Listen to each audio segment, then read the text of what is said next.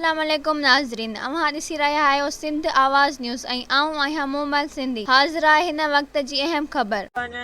अब तक न्यूज़ शहीद बेनज़ीराबाद जो ब्यूरो चीफ गुलाम मुस्तफ़ा आज साराई सुल्तानपुर जी प्रेस कॉन्फ्रेंस करे चए त रेवेन्यू खाते जे मुलाज़िमनि तपेदार ख़लील दुनिया मुख़्तलिफ़ यूसियुनि जे माण्हुनि खे तमामु घणो तंग करे रहियो आहे, जंहिंमें सहाफ़ी गुलाम मुस्तफ़ा रही खां 5 लख रुपया वरिता विया आहिनि। अञा ताईं खातो नाहे ठाहियो वियो। मूं सहाफ़ी सां एतिरो ज़ुल्म कयो आहे त ग़रीब माण्हुनि लाइ केतिरो हशर हूंदो। वधीक हुन सां गॾु वेठल एडवोकेट गुलाम हुसैन चना चयो त बल्कि चईन यूसिन सां तमामु घणो नाइंसाफ़ी थी रही आहे। जॾहिं त एसी काज़ी अहमद पाण मुलविस आहिनि, जॾहिं त उन सां मुसलसिल एसी काज़ी अहमद खे दरख़्वास्तूं ॾिनियूं आहिनि, पर अञा ताईं को बि अमल नाहे थियो। असां पाकिस्तान पीपल्स पार्टीअ जे MP सरदार डॉक्टर बहादुर ख़ान ॾाहिरी ऐं वज़ीर आला सिंध खे अर्ज़ु करियूं था त करप्ट तपेदार ख़िलाफ़ ख़लील दुनियो जे ख़िलाफ़ कानूनी कार्रवाई कई वञे। साहबी गुलाम मुस्तफ़ा रही अब तक जो ब्यूरो चीफ नवाब शाह ऐं वॾे अफ़सोस सां साहबी हूंदे बजे पाण प्रेस कॉन्फ्रेंस कयां पियो। ख़लील तुनियो आहे तपेदार दौलतपुर में 2 सालनि खां तैनात आहे ऐं ख़लील तुनीअ वटि 4 तपा आहिनि ऐं 10 देहियूं आहिनि ऐं हिन बरसातुनि जे दौरान बि हुन जॾहिं माण्हुनि खां फार्म पे भरिया त तॾहिं बि पैसा वरिताईं। ऐं हींअर बि असांजे मुंहिंजा ज़ाती खाता आहिनि, फर्दियूं कढाइणियूं अथमि, दाख़िलायूं आहिनि, फोती खाता आहिनि, असांजा पंहिंजे घर जा फैमिली जा फोती खाता आहिनि, जंहिंखे 13 महीना थिया आहिनि असां हुनखे हुनजे पोयां हली ऐं नंबर बि बंदि कयो अथे ऐं वरी लखों रुपया जेके थो घुरे थो। असां लखों रुपया त तोखे ॾियूं था, पर तूं कमु त कर। वरी अॼु थो अचां, सुभाणे थो अचां। अॼु हुनखे 13 महीना थिया आहिनि। मुख़्तलिफ़ माण्हुनि खे ऐं मुख़्तियारकार खे, असिस्टेंट कमिश्नर खे ऐं DC खे बि दाहियुनि खे 2 चकर ॾिनी आहे। ज़ुबैर मलाह PA हुनखे बि दांह ॾिनीसीं। उनखे अलावा MP डॉक्टर बहादुर ॾारी खे दाहूं हुनजूं ॾिनियूंसीं, ख़ानद खे दाहूं ॾिनियूंसीं, गुरूंद ओठे खे हिन दाहूं ॾिनियूंसीं, ज़ार जंहिंजो रखियल आहे हाजी ख़ालिद खे दाहूं ॾिनियूंसीं। पर अफ़सोस आहे त हेतिरी दाह ॾियण जे बावजूद बि ख़लील तुनियो दौलतपुर में नथो अचे। ऐं त न आहियां, पर हिकिड़ो 100 खां वधीक माण्हू आहिनि जेके ख़लील तुनी जे इंतज़ार में आहिनि, जेके लखों रुपया हिनखे ॾेई वेठा आहिनि। ऐं वॾी ॻाल्हि त इहा आहे जो क़ानूनी तौर ते रिकॉर्ड हुनखे खणणो ई न आहे। 4 तपनि जो 10 देहनि जो रिकॉर्ड पंहिंजी प्राइवेट गाॾी में खयों अथे, जॾहिं रिकॉर्ड सेल में रखिणो आहे, जंहिंजो ज़िम्मेदार असिस्टेंट कमिश्नर काज़ी अहमद आहे।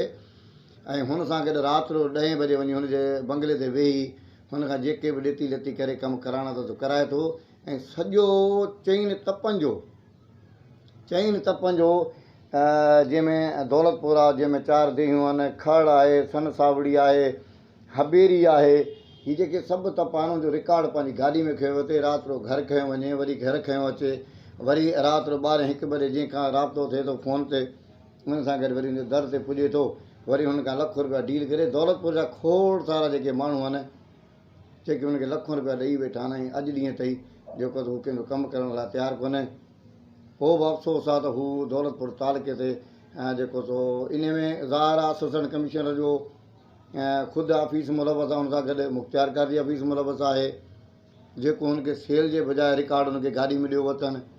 ऐं प्राइवेट माण्हुनि खे, वॾी ॻाल्हि इहा आहे त प्राइवेट माण्हुनि खे रिकॉर्ड ॾियूं, जेके माण्हुनि जा खाता आहिनि जंहिंजो रिकॉर्ड जूं कापियूं कराए, पूरे बुक जो बुक 7 अरब 7 बे प्राइवेट माण्हुनि खे कराए हुन जेको सो कापियूं ॾिनियूं आहिनि। जेके मुंहिंजा माना हिते डील करण वारा आहिनि, 8-10 माण्हू अथव जेके डील करण वारा, हर तपे में 2-3 ॼणा माण्हू अथव जेके पैसा वठी लखों रुपया जी डील करे ऐं हुनखे जेको सो पैसा पुॼाइनि था। पोइ कंहिंजो कमु थिए थो, कंहिंजो कोन थो करे, सॼो अवाम परेशान आहे। ऐं हिन तव्हांजे प्लेटफॉर्म ते गुलाम मुस्तफ़ा रही ब्यूरो चीफ अब तक न्यूज़ नवाब शाह ऐं MP आहे ऐं सॼी आवाम हुनजे पोयां आहे। MLA असांजो गुलाम मुस्तफ़ा शाह जेको स्पीकर आहे, असीं हुनजा वोटर आहियूं। ऐं घटि में घटि इन्हनि खे सोचणु घुरिजे त हीअ असांजी आवाम परेशान आहे।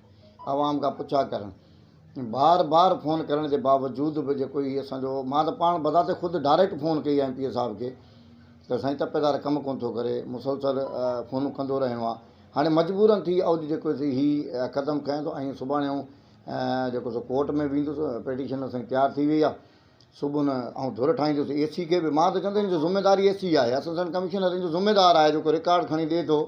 कंहिं बि तपेदार खे हलो न आहे त रिकॉर्ड पंहिंजी गाॾी में रखे या पंहिंजी प्राइवेट जॻह ते रखे। रिकॉर्ड हिकिड़ो सेल ठहियलु आहे, सेल में रखिणो आहे ऐं रिकॉर्ड जेको 7 ॾींहं जो चईं तपनि जो खयों पाण घुमंदो हुते। ऐं दौलतपुर जे तव्हां सॼे आवाम खे पुछंदो, दौलतपुर खड़ हबेरी सन सभिनी खे तव्हांखे पुछंदो, कंहिंजो फ़ोन खणण लाइ तयारु कोन्हे।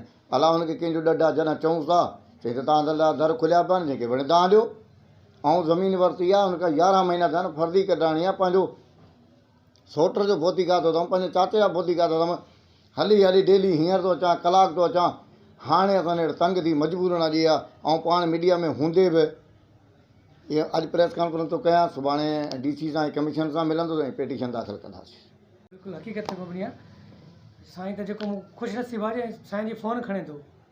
तक़रीबन असां हिन कम सां वाबस्ता आहियूं, मुख़्तलिफ़ कम आहिनि जेके असां वटि अचनि था। जॾहिं मुख़्तियारकार ऐं तपेदार जे हवाले सां माण्हू अचनि था त उन्हनि वीचारनि जा वीचारनि जा रोइणो आहे त तपेदार साहिबु फ़ोन कोन थो खणे।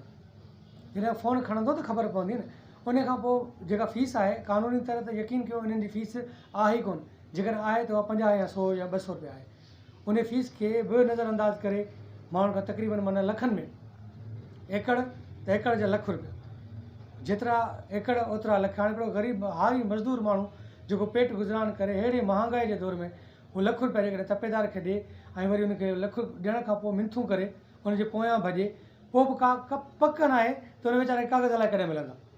हा बाला ऑफिसरनि ताईं पहुचे थो त अलहमदिल्ला असांजे साहिबाननि खे जेको आहे सो मीटिंगुनि खां फ़ुर्सत कोन्हे का। अॼु रमज़ान जी मीटिंग आहे, मुहर्रम जी मीटिंग आहे, अॼु पंहिंजी मीटिंग आहे, त माना आवाम वीचारे जो छा थींदो। आला इदारनि खे तव्हां सहाफ़ी दोस्तनि खे इहे इल्तिजा महिरबानी कयो, जेका ग़रीब मिसकिन जो आवाज़ु आहे उहो असां तव्हां आहियूं, वकील ऐं प्रेस, महिरबानी करे इन्हनि जो साथ ॾियो। उनजो आवाज़ु असां सभु बणिजूं त जेके नाइंसाफ़ियूं थियनि पियूं त इन खे जेको आहे रोकथाम करे सघूं ऐं उनखे उनजा हक़ मिली सघनि। ऐं त वरी बि जेको सो रिक्वेस्ट कंदो, ताज़ा तरीन ख़बरनि लाइ ॾिसंदा रहो सिंध आवाज़ TV न्यूज़ ऐं सब्सक्राइब करणु न विसारींदा।